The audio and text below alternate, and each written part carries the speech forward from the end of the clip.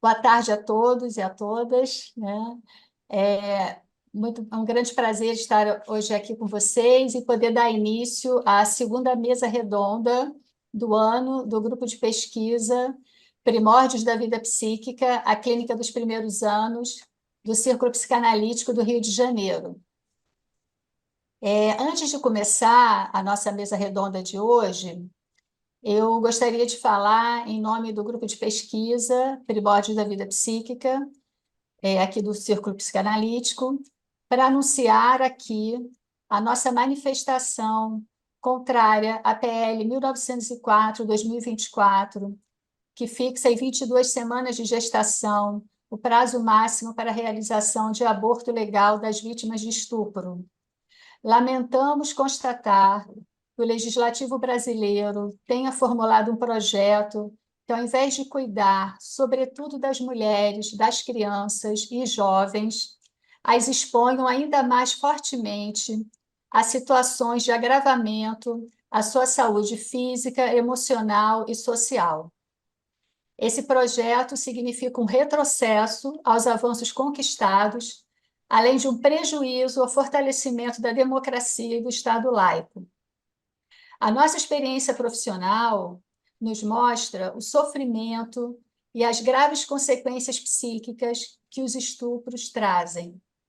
É de fundamental importância que, sobretudo, as mulheres, as crianças e jovens sejam cuidadas nos seus direitos à saúde, à educação, enfim, a uma vida em que os seus direitos sejam respeitados. Este projeto de lei mobilizou as mulheres, a sociedade civil como um todo e muitas entidades de classe que, assim como nós, também se manifestaram fortemente contrárias a este projeto de lei, o que foi fundamental porque gerou impactos no legislativo com o adiamento da urgência nesta votação. Iremos continuar somando esforços para que as políticas públicas formulem cada vez mais ações que promovam a garantia dos direitos e da cidadania e que envolvam um entendimento da complexidade dessas questões. Então, a gente gostaria de deixar aqui esse nosso manifesto. Vamos, então, iniciar a nossa mesa redonda. O tema do ano que a gente está estudando no grupo de pesquisa Primórdios se refere à questão do pai, né? Ou seja, pensar quem é o pai hoje. E nós partimos da ideia de que não nascemos pai, não nascemos mãe, ou seja, a paternidade, assim como a maternidade, é um processo, é um vir a ser, não é? Ele envolve aspectos subjetivos, familiares, socioculturais, de diversas ordens, tanto consciente quanto inconsciente, e todos esses elementos, eles se conectam e estão na base, né, desse processo que mostra assim, a complexidade dessa questão.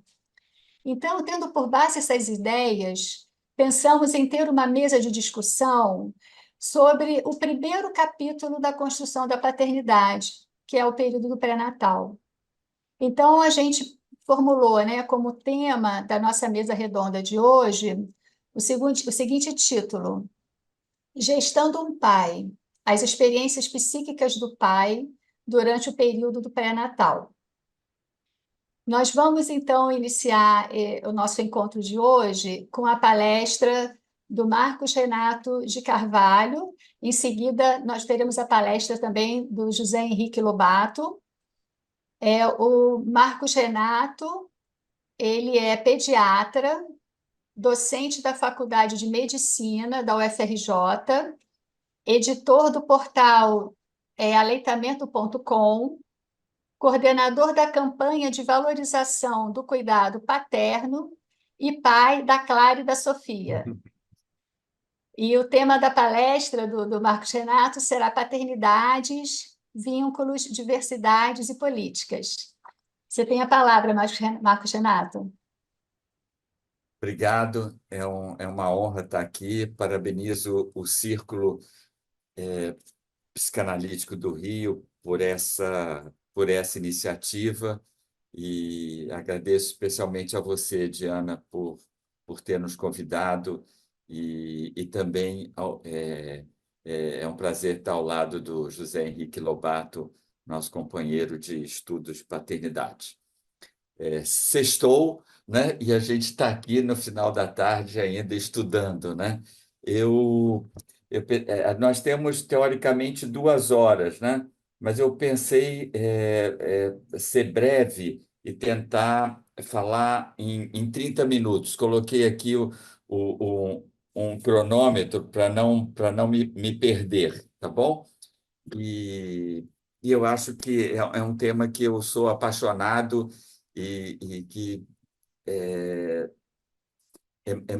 é muito interessante para a nossa formação e para a nossa atividade profissional a gente ter esse perfil das paternidades, né? E, e a gente sempre tem que pensar na importância da presença do homem e como aumentar a sua participação na gestação, no parto e na amamentação, né? E a gente vai falar um pouco disso, né? E da nossa experiência. A gente vai tentar dividir em 2 grandes etapas. Primeiro, a problemática e depois a solucionática, né? E eu devo dizer que a paternidade tem que estar no plural, né? E porque são muitas, a gente vai ver, e eu quero é, esclarecer de que perspectiva eu estou falando dessas paternidades, né? Eu não sou psicanalista, não sou psicólogo, não sou psiquiatra, sou pediatra, sou estudante de paternidade, sou sanitarista e pai. E eu percebo que o eu psíquico não é uma ilha isolada, né? Sofre influência da onde a gente vive, como a gente vive, das políticas públicas, das nossas experiências de vida, da cultura, do nosso ambiente familiar, da nossa educação, das nossas interações sociais, né? E eu queria focar nisso que eu tenho mais prática, nesse entorno da paternidade e como é importante os profissionais de saúde terem competência de acolher esses novos homens que se tornam pais, né? E a perspectiva de paternidade que eu tenho é essa, é uma perspectiva feminista, né? É uma perspectiva que reconhece que a gente é uma sociedade patriarcal, machista, que a gente não tem igualdade de gênero, né? E que a gente é muito marcado por estereótipos de gênero, né? É, do menino é, vestindo azul, jogando futebol, e a menina vestindo rosa, fazendo balé, como isso tivesse. A gente até teve uma ministra recentemente que falava disso, né? Para você ver como isso ainda está infiltrado. Então, é dessa perspectiva que eu acho que a gente tem que pensar a paternidade. E por que paternidades no plural, né? Então, paternidades no plural mesmo, de propósito. Porque, por exemplo, esse é um homem cisgênero do interior do Sri Lanka, viúvo, é, que amamentou, né? E essa é Evita Peron, de Belém do Pará, é uma mulher trans que amamentou 4 filhos também. Então, você vê que a gente tem múltiplas perspectivas, de paternidade, né? Esse é o Dan, um amigo meu, o Dan Caio, que é um homem trans que gestou, pariu e amamentou. Esse é um casal homoafetivo em Recife que conseguiu uma licença maternidade ampliada de 6 meses, né? Uma decisão inédita. Esse enfermeiro vai cuidar do segundo filho, Theo, recém-nascido. E isso é um grande avanço na sociedade, né? E tem o pai solo, né? Que a gente chamava até bem recentemente de pai solteiro, mas a paternidade é independente da nossa conjugalidade, né? E isso a gente tem que perceber e acatar, né? Esse sou eu no colo do meu pai. É, Naquela época não existia selfie.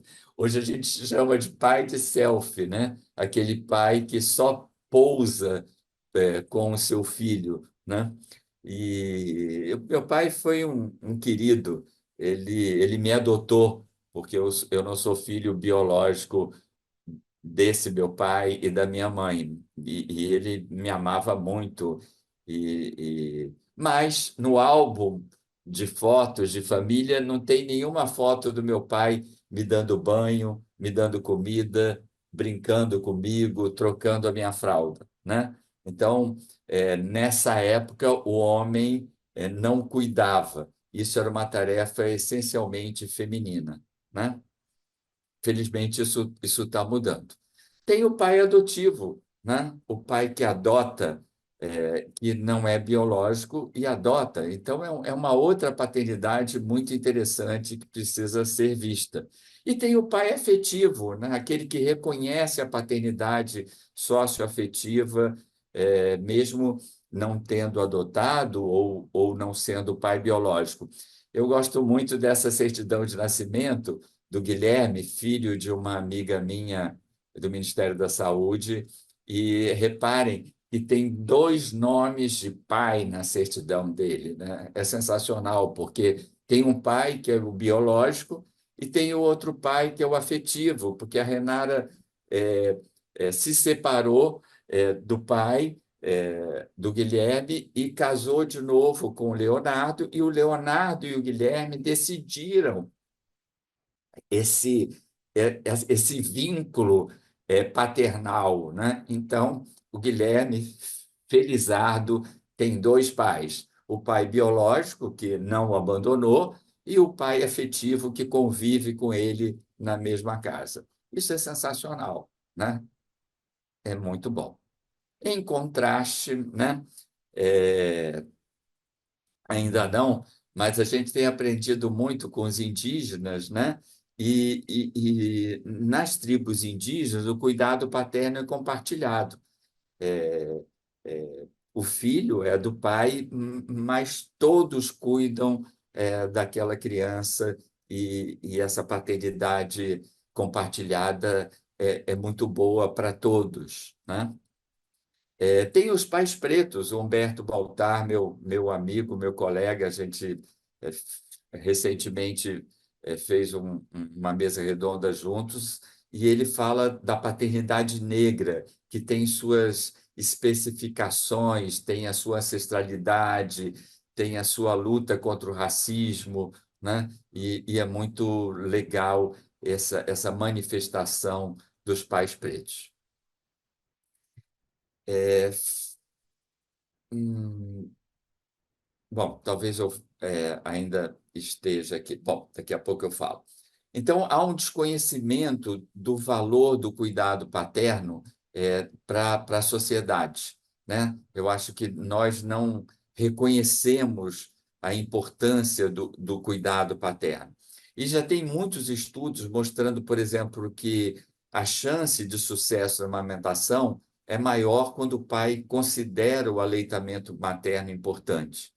Então, a taxa de início da amamentação foi quase total, 95,4% dos bebês de pais que queriam que as mulheres, queriam que eles mamassem no peito, que apoiaram as suas mulheres. Você vê como é importante o engajamento do pai. Esse estudo está publicado, é um estudo recente, publicado no Pediatrics, né?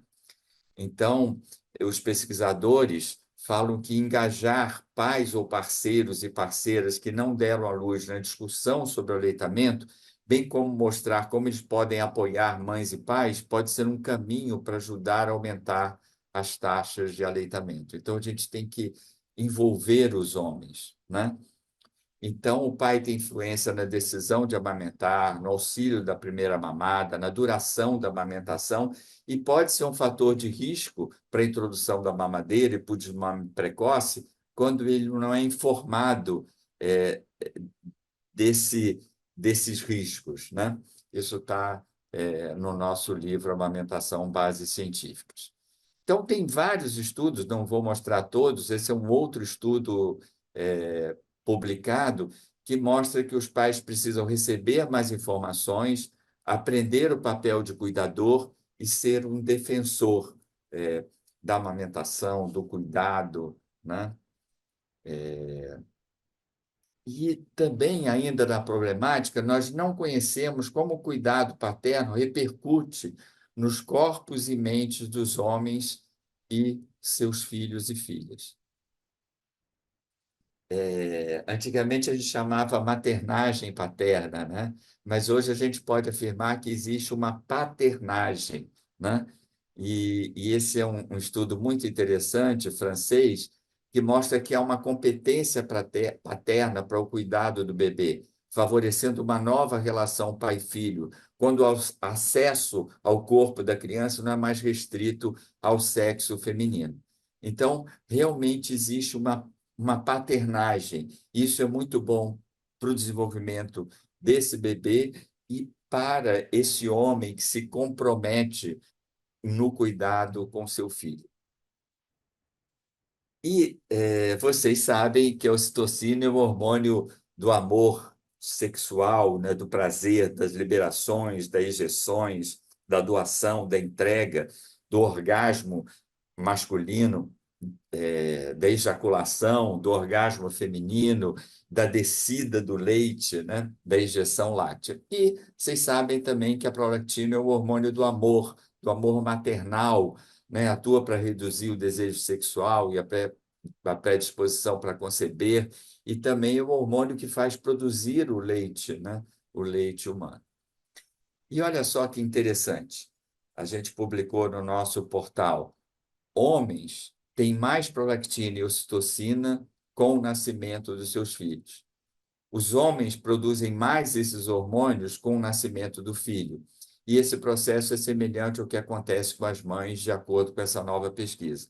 Então, o fato do pai trocar a fralda, pegar o seu bebê, dar banho, colocar para rotar, faz com que ele tenha mais hormônio prolactina e mais hormônio ocitocina. Então, é algo prazeroso para esse homem, esse contato com o seu filho, né? E um outro estudo também que a gente está lá no nosso portal mostrou que a paternidade provoca queda no hormônio masculino testosterona. E a testosterona, vocês sabem, é o hormônio da libido, o hormônio da violência, né? Então, o homem que curte a sua paternidade acaba sendo mais cuidador, né? Mais compreensivo com aquela situação familiar e sendo menos agente de violência contra a companheira e o seu bebê. E como é que os homens reagem à paternidade, né? Eu gosto muito dessa foto, é uma foto da maternidade de Sorocaba, né? E esse casal teve trigêmeo, um casal muito novinho, né? E apesar do susto, esse homem está satisfeito, está orgulhoso, ele é um apoiador, se sente participante dessa maternidade, né? E exerce a sua paternidade, né? Mas nem sempre a reação é positiva, né? Eu gosto muito dessa charge do Borjalo, que foi exposta na, na, na exposição Brasil-Argentina de Humor Gráfico, coordenada pelas Amigas do Peito. Esse aqui, pequeno, afastado, não é um outro filho, é o homem que se sentiu alijado, que perdeu o seio, né? Que se sente menor, diminuído, sem lugar, né? E isso pode ser causa de ansiedade, de ciúme, de sentir rejeitado, de exclusão, de ter dificuldades sexuais. Isso pode até ser uma depressão pós-parto masculina, porque os homens também têm depressão pós-parto masculina. Recentemente, a Camila está aqui, na defesa, da apresentação, dos estudos da tese dela, de doutorado. A gente falou que a depressão pós-parto pode ser de 5 a 10% dos homens, né?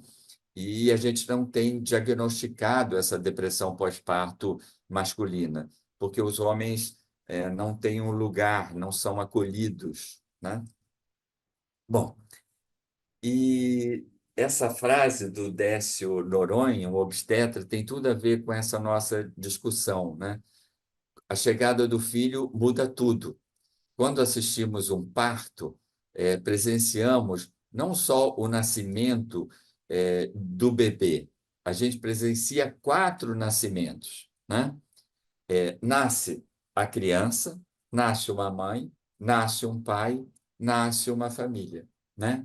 E é importante que não deixemos de lado a assistência ao desenvolvimento desses novos papéis psicossociais que estão surgindo, né? Então, a gente tem que cuidar de cada um e cuidar de todos esses nascimentos, né? Como eu falava, a depressão pós-parto masculina é real, né? E afeta o bebê também. Essa pesquisa das universidades de Bristol e Oxford mostrou que a depressão pós-parto em pais pode ter efeitos negativos a longo prazo no comportamento e no desenvolvimento emocional de seus filhos. Os pesquisadores constataram que 8 semanas depois do parto, 3,6% dos 8.430 homens estudados aparentavam sofrer depressão, com sintomas de ansiedade, mudanças de humor, irritabilidade e sensação de falta de esperança. Esse estudo foi publicado no The Lancet e mostrou que bebês cujos pais ficaram deprimidos tinham 2 vezes mais problemas emocionais e de comportamento na pré-escola. Então, a gente não está olhando para esses homens, não está diagnosticando essa depressão pós-parto masculina, né? E a paternidade, maternidade transforma a vida dos casais? Sim, e muito, né? Essa é outra charge que eu adoro da exposição Brasil-Argentina de humor gráfico, do grupo de mães amigas do peito. Eu acho sensacional, né? Porque, apesar dela estar amamentando, apesar da sua maternidade, a sexualidade desse casal continua, né? Então, a saúde sexual dessa família, apesar do leite saindo do peito, é boa, e o homem está esperando o seu momento, o seu lugar, né? Então, essa questão da sexualidade tem que ser pautada, tem que ser perguntada, né? Para esse casal, para essa família, né? Os homens ainda estacionados na sua área de privilégios, na pandemia, aumentou a diferença na carga de trabalho doméstico entre homens e mulheres. A gente pensou que fosse diminuir, né? Elas gastam o dobro de horas no serviço de casa em comparação aos homens. E na pandemia, essa diferença tendeu a aumentar, né? Então, as mulheres trabalham mais em casa, elas são mais cuidadoras, exercem muito mais a paternidade, os cuidados do que os homens, né? E os homens não percebem, né? E ainda reclamam, né? As mulheres são multitarefas, têm o trabalho reprodutivo, fora o trabalho profissional e o trabalho doméstico e do cuidado, e os homens ainda estão na sua zona de conforto. Isso tem que ser pautado, isso tem que ser claramente discutido. Os homens ainda fogem de suas responsabilidades como pai. Isso é ainda da problemática. Enquanto uns poucos têm dois pais na certidão de nascimento, milhares, dezenas de milhares de recém-nascidos não têm o nome do pai na sua certidão de nascimento. Isso é um escândalo brasileiro, não é? Então, significa que a gente está muito, apesar dos avanços, a gente está muito longe de um exercício pleno da paternidade. Isso é muito ruim para essas crianças e muito ruim para esses homens também. Outro problema grave é que a nossa licença paternidade é de apenas 5 dias corridos. E o que os homens podem usufruir ou participar com esse tempo?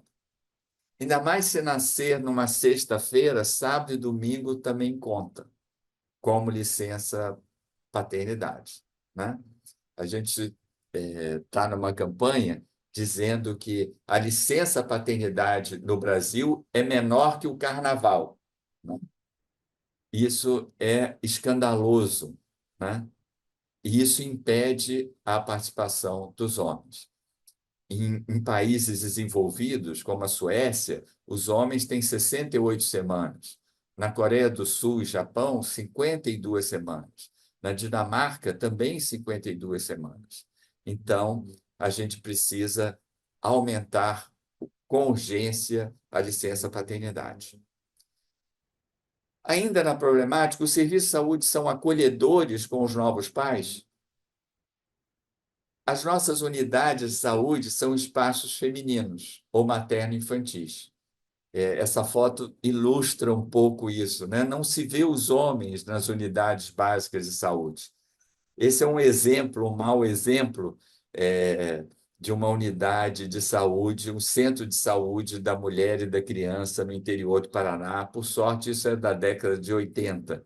Hoje não é mais assim, mas eu costumo dizer que os serviços de saúde são Marisa, de mulher para mulher, né? E a gente tem que mudar isso. A gente tem que acolher os homens nas unidades básicas. Nós, profissionais de saúde, somos capacitados para compreender e atuar em prol da paternidade ativa? Não.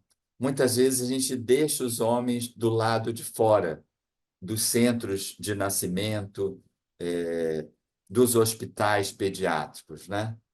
A sociedade tem posto em prática iniciativas para que o pai possa exercer os cuidados cotidianos?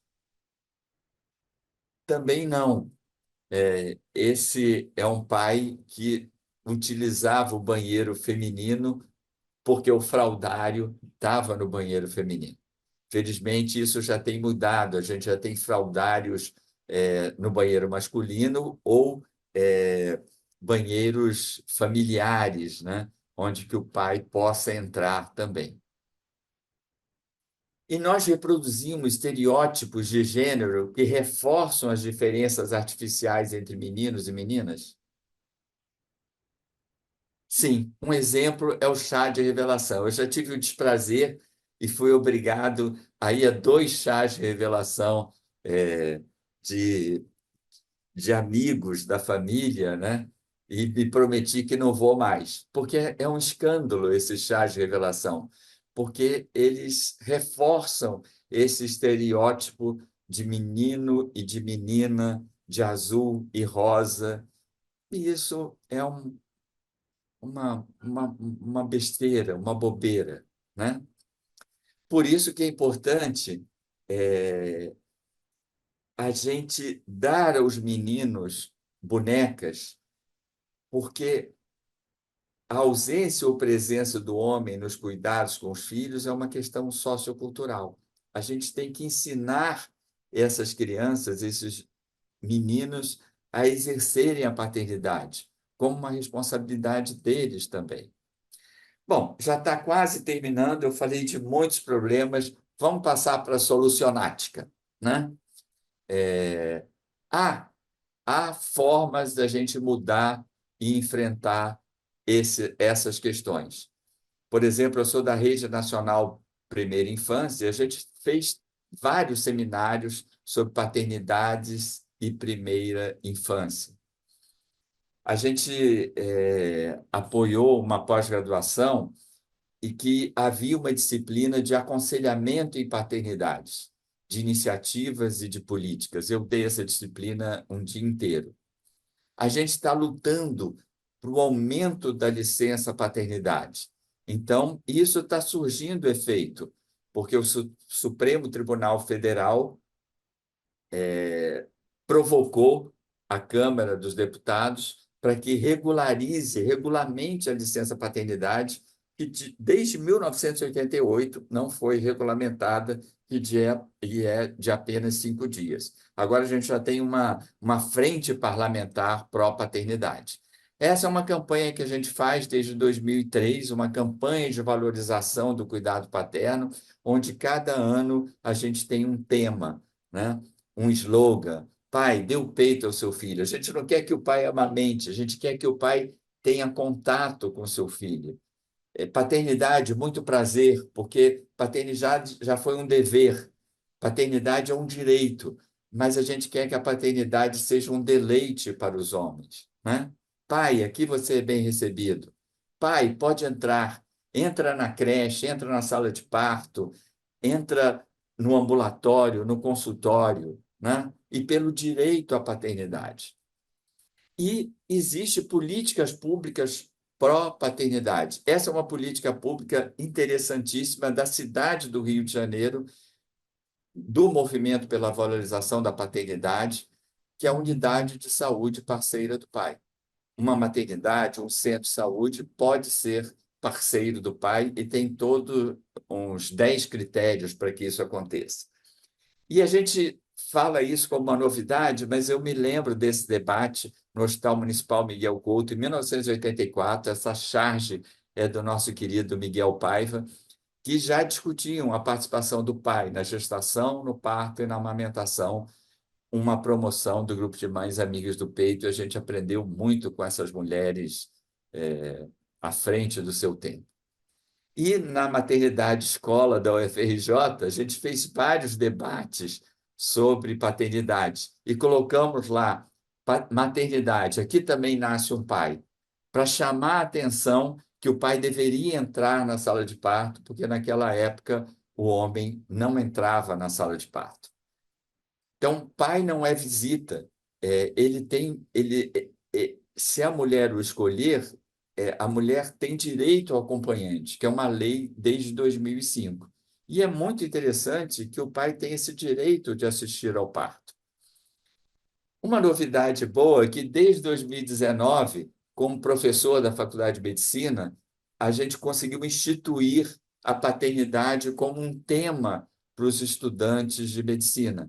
Então, a gente faz um seminário em pequenos grupos, em 4 grupos, e a gente discute paternidade, discute essas políticas, discute essas questões. E eles apresentam os seminários sobre paternidade e é muito interessante.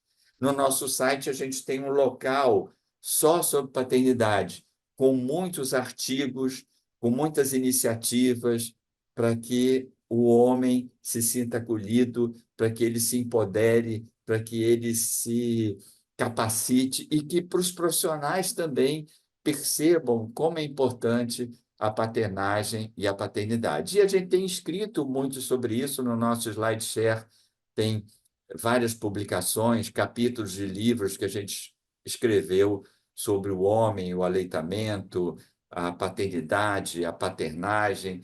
E no nosso aplicativo, a gente tem vários artigos sobre o pai como cuidador, o papel do pai com a chegada do bebê, o apoio à paternidade. Recentemente, no ano passado, foi instituído o Dia Nacional de Conscientização sobre a Paternidade Responsável. Eu detesto esse nome, paternidade responsável. Esse dia vai ser comemorado no dia 14 de agosto. Por quê? Existe maternidade responsável? Não, né? A gente não fala maternidade responsável, porque a maternidade já tem essa responsabilidade, né? esse termo, paternidade responsável, é um termo antigo que remete ao controle da natalidade. Bom, meu tempo está acabando. Eu quero convidá-los a vocês se capacitarem. Esse é um curso gratuito do SUS para profissionais de saúde sobre o envolvimento dos homens na paternidade e no cuidado. Esse é um curso para pais, porque o pai pode ter mais 15 dias de licença, de acordo com o marco legal da primeira infância, e ter 20 dias de licença, mas ele tem que provar que fez um curso. Então, ele pode fazer esse curso online para ter esse direito na empresa cidadã ou no marco legal da primeira infância, mais 15 dias de licença.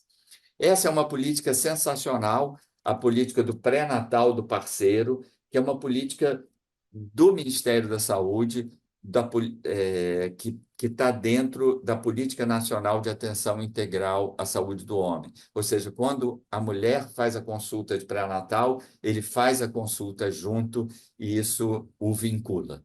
Então, concluindo, porque eu prometi 30 minutos. Paternidade ativa não é incentivar o papai a ajudar a trocar fraldas, dar banho, comida. E ajudar está errado, né? Porque o homem não deve ajudar, ele deve compartilhar os cuidados.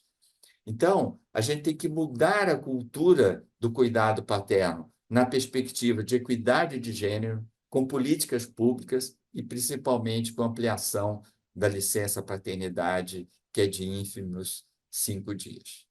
Ok?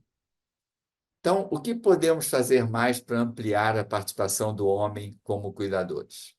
Então, eu queria ouvir de vocês e queria te dar um espaço para o debate. Agora a gente vai provavelmente ouvir o José Henrique Lobato e a gente vai ter tempo para conversar. Eu vou estar aqui ouvindo vocês. Obrigado.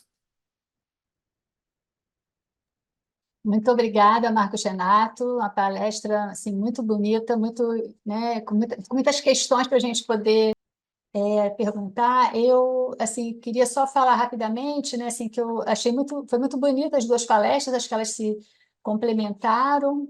Eu gostei muito, Marcos Renato, assim para começar até pelo final, né, da sua pergunta no final. O que podemos fazer a mais para ampliar o papel do pai como cuidador, né?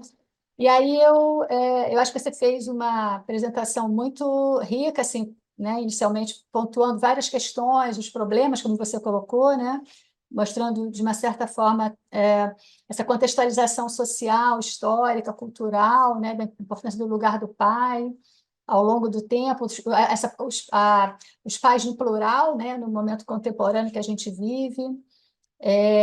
A questão das políticas públicas também, que eu acho que é muito importante você trazer essa questão para o debate, porque eu acho que isso caminha passo a passo, né, com o tema que a gente está pensando aqui, como a gente vai poder ajudar, né, o homem, né, a cada vez mais poder ocupar esse lugar de preponderância, esse lugar que ele tem, né,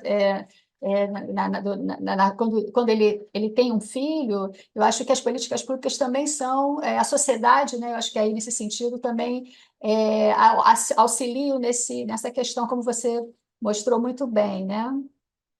E trouxe temas também muito interessantes de pesquisas, até de questões também até da biologia, né, a ideia também, né, de que quanto mais o homem, né, quando ele é pai, tem esse cuidado, ele assume os cuidados com o seu bebê, como que isso possui um aumento também na quantidade de hormônios, né? Eu achei isso muito interessante, que eu acho que é para a gente pensar mesmo, ajuda a pensar e ampliar o debate sobre o papel do pai, né, hoje, né? E aí, com isso, o próprio conceito de depressão pós-parto masculina, que eu acho que caminha passo a passo também com essa questão, tanto da invisibilidade, né, do homem, nesse momento do pós-natal, do pós-parto, né, como também a questão de você poder, de fato, assim, olhar, né, para os homens. Você até fala, será que estamos olhando para esses homens? Né? Eu acho que ainda não. Né? E eu acho que aí é muito importante porque você também coloca nós, profissionais de saúde. Né? Então, eu acho que todos nós precisamos realmente olhar para nós mesmos, para as nossas ações, porque a gente faz parte também de todo esse processo. Né? E acho que foi bom você finalizar com esperança, né? Assim, podendo mostrar também as soluções que estão começando a serem criadas. Nesse sentido, é muito importante esse papel também político, né? De poder trabalhar em termos de conscientizar o nosso, né, o Congresso Nacional, né, da importância de se criar leis que favoreçam, né, aumente a profissionalização dos pais, ou não, aumente a possibilidade dos pais poderem ter mais tempo mesmo, né? Aumentar a licença, de ter uma licença paternidade de fato verdadeira, né? Como também a profissionalização dos profissionais de saúde, achei muito bom. Você disse que no curso de medicina, na faculdade de medicina, tem agora uma aula sobre isso, então é fundamental, né? Mas aí, assim, pegando então essa sua pergunta, né, que você falou no final, o que podemos fazer a mais para ampliar o papel do pai como cuidador? Eu fiquei também, me chamou muita atenção uma fala que você falou antes, que paternidade é diferente de conjugalidade. Então, eu fiquei pensando nisso, se a gente podia também, se elas teriam uma relação, a sua pergunta também teria uma relação, se ela conversaria com essa fala que você fez antes também. Depois, se você gostaria que você comentasse um pouquinho isso. E o José Henrique também gostei muito também, José Henrique, acho que foi uma apresentação também muito poética, né? Eu acho que a música, a literatura, os bonecos aí que estão do seu lado como mascote, acho que a literatura, a música, a artes ajuda muito a pensar a vida, né?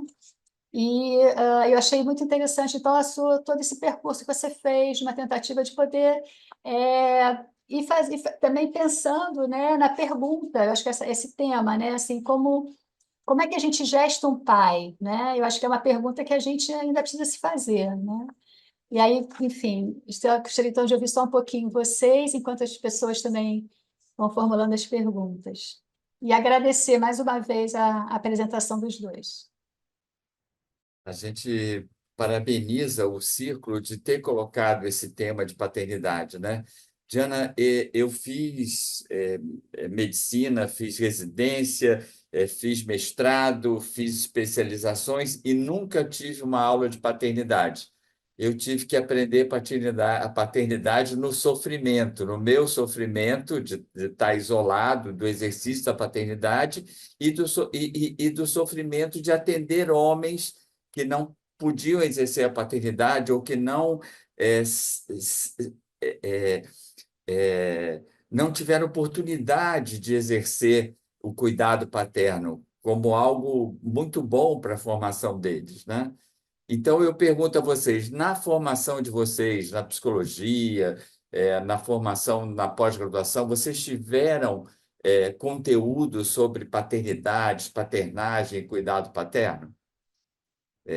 Por isso que é tão importante esse debate que vocês estão promovendo, né? E para responder essa sua questão, até bem recentemente a gente falava mãe solteira e pai solteiro, né?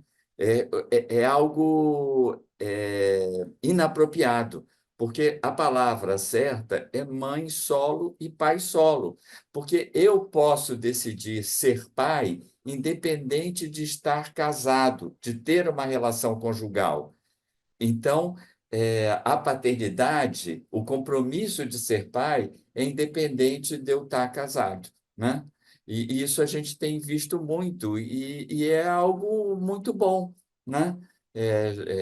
E é algo que precisa ser apoiado, né? Os pais solo, as mães solos, porque é um direito delas. Inclusive, eles estão conseguindo adotar também, né? O Cadastro Nacional de Adoção já permite que uma pessoa sozinha exerça a paternidade e a maternidade. Isso é um avanço da sociedade, né? Obrigada, Margina. Jana, você falou, né, da coisa do gestar, né? Olha só o que aconteceu agora, né? Eu recebi essa seguinte mensagem de um médico cardiologista que eu atendo. Boa noite. Vou precisar desmarcar hoje. Agora, recebi agora. Cheguei em casa agora.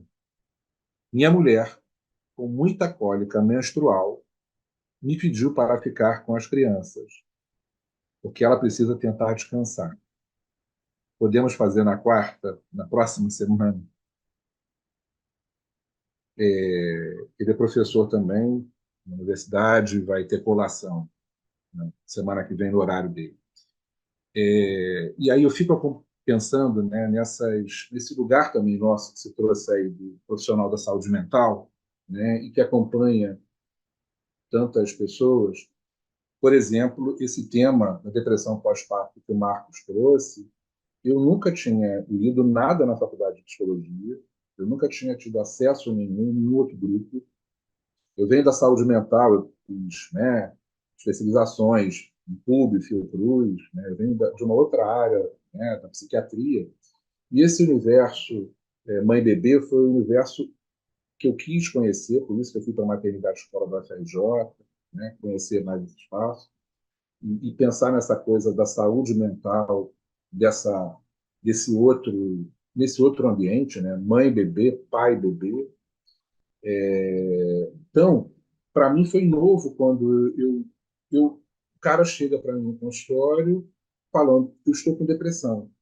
Eu estou com depressão, que eu estou identificando. Ele me trouxe textos para eu ler. Ele falou, leia isso, pelo amor de Deus. Me ajuda a poder ver que eu não estou enlouquecendo. Né? Eu estou com depressão pós-parto. Isso que o Marcos falou é muito, muito sério. Eu nunca tinha tido acesso. E a gente não discute isso. Né? A gente não tem essa discussão na faculdade, uma pena. Os textos que eu pude ler, praticamente todos os textos que eu li, foram escritos por mulheres. Os homens a gente não faz essa investigação. Eu não encontrei, eu não lembro. Se eu encontrei, encontrei um. A maior parte dos poucos textos que eu encontrei foram escritos por mulheres. Assim, é como se a gente não pudesse se afetar e produzir algo sobre. Então é muito complexo isso. Não é só a faculdade de medicina que carece, a faculdade de psicologia também carece. É por isso que também você falou antes, é por isso que a gente convidou os meninos, viu, José Henrique? Porque a gente, né, não só queria falar sobre o pai, mas a gente queria que os meninos falassem sobre, né, como é que é ser pai, né? Muito obrigada. Eu vou então passar a palavra agora para a Graça, que tem uma pergunta para fazer para vocês. Graça, pode fazer a sua pergunta. Boa noite. Agora, eu gostei muito das duas ah, palestras, enfim, achei muito rico, né? Ainda mais quando você está no meio de psicanalista, porque temos um pai, né? Sempre temos o grande Freud como pai, né? Mas a minha pergunta é para os dois, porque o tempo todo eu fiquei ouvindo, né? E pensando assim, uma coisa que eu acho que eu não tinha pensado antes.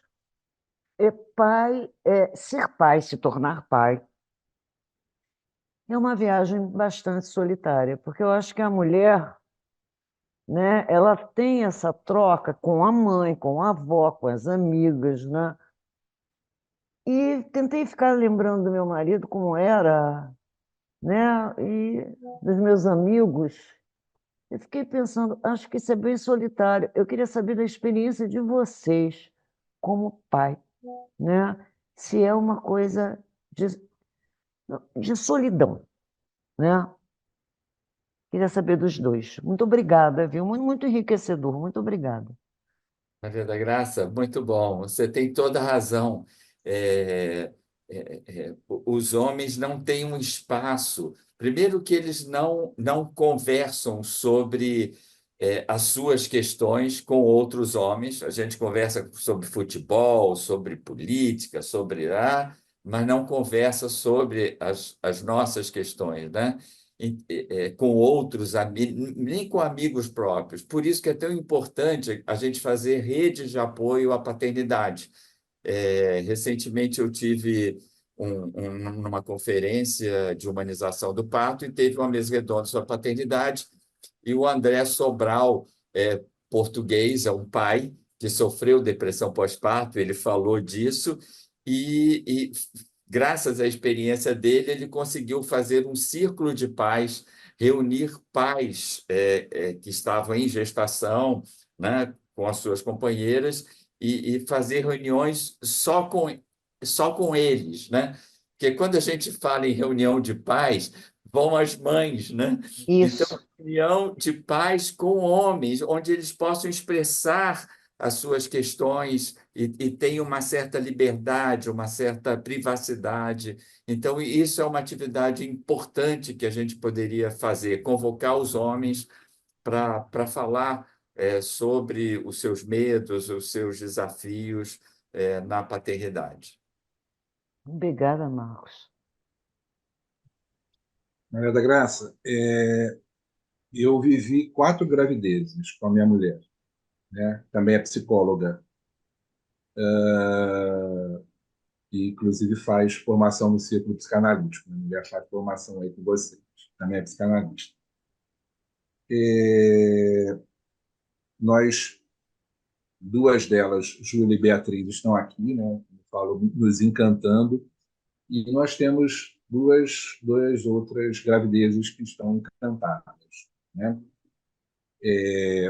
Eu só fui entender sobre isso fazendo o curso na maternidade escola da UFRJ, quando eu vou escrever o meu texto sobre o luto gestacional e neonatal. Eu me calei durante aí 20 e tantos anos sobre isso. Eu não, se eu falei poucas vezes em análise, eu digo que foi realmente muito poucas vezes. Não consegui retomar isso ainda na minha análise pessoal, né? Eu retomei agora, recentemente. E quanto que isso me mobilizou quando, num dado momento lá no curso, né? O que a gente vai falar? Vai falar sobre o quê? E aí que eu falei assim, o que eu vou falar? O que eu vou falar? Eu aqui, o único homem nesse curso aqui, só tinha mulheres, que foi muito maravilhoso, adorei o curso, recomendo, né? Um curso muito bom lá da UFRJ, né? Para mim fez muito sentido, em todo assim, inclusive para eu estar dentro de sala de aula, né? Dando o input, entendendo um pouco mais o que ele fala sobre isso, sobre esse universo. E eu tinha que falar sobre alguma coisa. E quando eu pensei assim, eu vou falar sobre isso, sobre o luto gestacional, eu vou falar sobre mim também. E aí eu pensei assim, bom, a maior parte dos textos vem das meninas, né? Nada contra vocês, por favor. Gosto muito de vocês, né? Todo homem precisa de uma mãe. Zeca, aí, brilhantemente, eu adoro essa música, essa música. Eu fiquei vários dias ouvindo essa música, né, escrevendo aqui. Estou povoando o meu ser, né? Essa música ficou de fato aqui. Mas eu queria um menino para conversar. Por isso que eu queria o Marcos como orientador. Eu pensei na Marisa, que era professora também, psicanalista, que poderia me ajudar, né? Brilhante, maravilhosa. Foi por causa dela que eu fui fazer o curso, quando uma apresentação que ela fez, né? Que eu conhecia, eu não sabia do curso. Mas eu queria um menino para conversar, né? Que pudesse também se afetar como menino, né? E aí ele não pôde, eu fiquei muito chateado na época, né, Marcos? Você me abandonou, mas, enfim, eu tive o professor Ivo que me ajudou, né, também nessa condição. É de fato uma coisa assim que eu sinto que a gente pouco problematiza, né? Por isso que eu gostei muito de vocês, né, do Círculo, estarem promovendo isso, e eu quero acompanhar depois as outras mesas temáticas, né, que é o lugar, né, e o lugar, o tornar-se um pai hoje, o lugar do pai na construção da subjetividade do bebê. Eu quero acompanhar essas outras 2 palestras. Então, assim, não foi. A solidão, de fato, está aí. Né? Muito Mas obrigada. tem aí a coisa dessa continuidade do ser, como diria o Impact, a gente está nessa busca de si. Né? Mas obrigado pela pergunta. Obrigada a vocês. Todo homem precisa de um pai. Então, mais alguém gostaria? Estamos abertos aí, quem gostaria de fazer um comentário ou fazer alguma pergunta. Acho que é um tema realmente que nos suscita muitas questões, né? Muitas reflexões. Posso falar mais uma coisa? Porque eu acho que suscita e mobiliza. Eu acho que a gente fica meio impactado com esse tema, né, do pai, acho que eles têm razão, a gente fala pouco nisso, né? Então, quando os primórdios trouxeram essa ideia, foi sensacional. Agora você vê que o silêncio é um impacto. Eu acho que é um impacto do que o pai traz, né? A figura do pai, né? Eu teria mais coisas para perguntar, mas eu acho que tem muita gente para falar. Uma pergunta provocadora que a gente faz para os alunos é eles responderem a 3 perguntas. O pai que eu tenho, o pai que eu quero ter e o pai que eu quero ser, né? E essa pergunta pode dirigir das meninas também, né? O pai que vocês tiveram, o pai que vocês gostariam de ter tido e o pai que vocês querem que o seu companheiro, o seu marido, como é que você quer que ele exerça a paternidade, né? Então, isso nos mobiliza, né? E faz refletir a ancestralidade, né? E como a gente pode ser diferente e ser é, melhor, né? E não cometer os erros que, né? Que a situação conjuntural permitia, né? Porque é uma sociedade muito machista, muito patriarcal, né? Uhum. É muito importante mesmo, né, essa reflexão, porque, como vocês estavam dizendo, né, a gente está muito habituado a poder pensar nesse lugar do papel da mãe, né, mas a gente fica muito pouco, mesmo nós da área psi também, né, muito pouco habituados a poder pensar o pai. Eu acho que essa sua pergunta que você faz no curso é interessante porque ela, claro, vai remeter a nós mesmos, né, a pensar as nossas origens também, né? Regina Hort, Aragão, por favor, pode fazer a sua pergunta. Oi, Diana, boa noite. Eu estou aqui, né, escutando os meninos, né? Os meninos convidados de hoje. E tantas questões que a gente pode continuar a debater, né? É, mas a primeira coisa que eu queria contar para vocês, nossos convidados, é o quanto esse é um tema sobre o qual a gente tem querido discutir, né, desde já há algum tempo, quer dizer, porque o grupo de pesquisas tem, a cada ano, a gente escolhe uma temática. E essa temática da paternidade já vem para nós, né, há bastante tempo, até que nós dissemos, né, no final do ano passado, esse ano a gente vai tratar dela, né? E tem algumas coisas que eu queria comentar, vocês já disseram, Renato já disse, o quanto, eu sei isso por dar aula também, né? Eu dou aula num curso de especialização na PUC de Psicologia Clínica com Crianças, e o quanto poucos textos existem sobre a questão do pai, salvo os textos clássicos da psicanálise, lógico, né?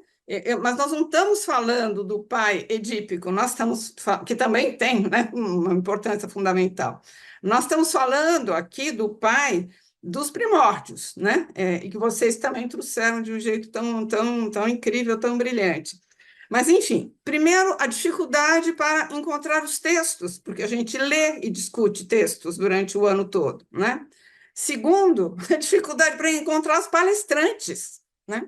E, de fato, a gente queria meninos falando, quer dizer, pais, homens, né, falando sobre essas experiências. Então, eu acho que isso nos disse bastante sobre uma coisa que a gente já sabe, né, que é matemática, que é uma vivência, uma experiência ainda muito pouco conhecida, né, muito pouco pesquisada, estamos falando da subjetividade paterna, né? Nós estamos falando dessa relação primária, primordial, né, do pai com o seu bebê. Ela é muito pouco estudada mesmo, né? É um viés que nós temos na psicologia e na psicanálise para olhar muito mais para o materno ou para olhar para o paterno num outro lugar, e não nesse lugar constitutivo inicial, que é fundamental, né? Que é fundamental mesmo, né? Acho que a outra coisa que aparece muito, e que acho que estamos nesse momento, é que, felizmente, as coisas estão mudando, né? E a gente tem visto muito, né, acompanhado muito tanto nos nossos meios, como também, né, nos vários lugares onde a gente trabalha, exerce, escuta, as novas formas dos pais, dos jovens pais, né, dos pais das novas gerações, se engajando muito profundamente, desde a decisão de fazer um bebê, né, desde esse momento de gerar um bebê, de gerar um filho, como também do acompanhamento na gestação, no parto, e também dos cuidados. No entanto, um ponto que o Marcos Renato levantou, que eu acho muito importante, é que muitas vezes as equipes não estão preparadas para isso. Eu diria mesmo as equipes, entre aspas, de classe média, né? São muito femininas e não dão lugar para os pais. Eu só vou contar que eu tenho 2 filhos homens, né, e tenho 4 netos, e esses meus 2 filhos exercem essa paternidade de modo absolutamente direto, e eles contam o quanto eles tiveram, algumas vezes, que se impor, né, ali, junto ao obstetra, junto às enfermeiras, porque, né, como assim? Né? Não, eu estou tomando esse exemplo para dizer que a gente precisa fazer muito, muito, muito em relação às equipes de saúde básica nas maternidades, que eu acho que o curso né, da maternidade escola, aliás, é genial também por isso, mas tem muito a fazer sobre isso, nós temos muito a aprender sobre isso, né? É muito a aprender dos pais, né? Sim. E ceder, acho que enquanto mães, enquanto mulheres, né? Assim, ceder o lugar, né? Deixar o lugar para os pais também. É preciso deixar esse lugar, né? Porque fica muito mais fácil, muito mais vivo, muito mais divertido, muito mais intensa a experiência, né? De cuidar dos bebês quando os homens estão perto, participam, então ali engajados, né? Então, muito obrigada a vocês dois, porque tem muita coisa para a gente seguir pensando e discutindo, mas foi muito bom. Muito obrigada. Que bom, Regina, o seu depoimento, muito, muito bom. Eu me tornei um novo homem e um novo profissional de saúde após vivenciar a minha paternidade, né? E eu me lembro, a minha mulher era pedagoga e eu já pediatra, então, teoricamente, eu tinha alguma expertise em cuidado com criança. Mas você sabia, Regina, ou eu levava uma bronca na entrada ou na saída, ou no começo ou no final, porque eu sempre fazia algo errado, entendeu? Então, tem essa prolactina feminina que toma conta e você tem que conquistar o seu lugar, né? Conquistar. Então, as mulheres têm que convocar os homens, e não importa se o body está errado, se a fralda está muito apertada ou muito frouxa, é o jeito dele, que é diferente do jeito seu, feminino, mas é um jeito, e esse jeito é complementar e pode ser bom também. Outro dia, nessa conferência do Humberto Baltar, que é o Pai Preto, que vale a pena vocês conhecerem, ele também tem transtorno do espectro autista, é um pensador muito interessante e faz círculos de pais. Ele falou o seguinte: quando estava saindo da maternidade, com o filho, a mulher e a sogra atrás. E ele indo, a sogra falou: pode deixar que eu vou dar banho, eu vou trocar a fralda, eu vou colocar para rotar, eu vou ficar um mês com vocês para ajudar vocês.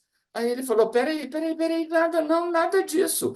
Eu sou pai, eu vou trocar a fralda, eu vou dar banho, esse é o meu lugar. Eu não posso amamentar, mas eu posso fazer essas coisas. Então, a senhora, por favor, a senhora não vai, porque esse lugar é meu. Então, entendeu? A gente tem que fazer. Mas às vezes é muito difícil para um homem, para um pai dizer isso. Ele conseguiu dizer, né? Eu queria só fazer uma observação agora do lado do bebê, mas existem pesquisas, né? Essa eu estou me referindo agora a uma pesquisa desenvolvida na Suíça há alguns anos já, sobre o bebê e sobre a interação do bebê muito pequenininho com o pai e com a mãe. E é muito rica toda uma observação feita, né, com muito cuidado, baseada enfim, técnicas específicas de observação do bebê e da interação precoce, quanto muito cedo, mas muito mais cedo do que a gente imagina, o bebezinho discrimina a mãe e o pai, né? Não é só quando ele está em contato, na interação, né? Tem cenas muito bonitas filmadas, como ele interage de um jeito com a mãe e de um jeito com o pai, né? De um outro jeito. Então, até porque o contato corporal é de outra natureza, né? A forma como o pai sustenta, segura o bebê, né? O cheiro, né? A voz, tudo isso é constitutivo para o bebê, né? É muito importante que a gente saiba essas coisas e que a gente, né, precisa divulgar e trabalhar mais nessa direção. Deixa eu deixar as outras perguntas. Muito obrigada a vocês, tá? Tem alguns comentários, né, assim, agradecendo. E a Dora fez um comentário. Você quer fazer sua pergunta, seu comentário, Dora? É o seguinte,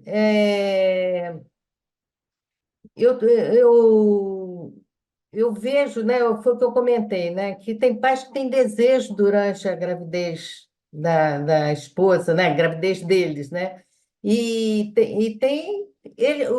isso é muito comum. Meu marido tinha desejo de tomar limonada, tinha que ter todo dia na hora do almoço, que se não tinha, ele ficava tenso.